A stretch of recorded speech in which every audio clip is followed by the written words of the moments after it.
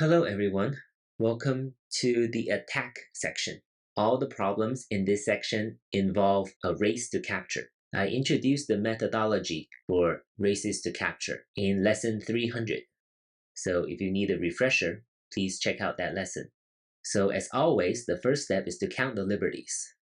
Here, white only has 2, while black has 3. But because white is closer to the corner, there is a possibility that white can create extra liberties. In this case, white can create 2 by playing here. Now, black should occupy white's outside liberties first, right? Because if black occupies its inside liberty, then black will reduce its own liberties as well, from 3 to 2, and white will win very easily. So black will try to reduce white's outside liberties by playing here. And white will also try to play on the outside here. And now black cannot play on either of the white's liberties. If black plays here, then it will be captured.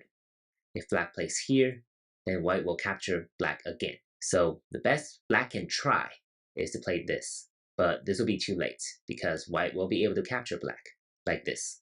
So this is a very simple move.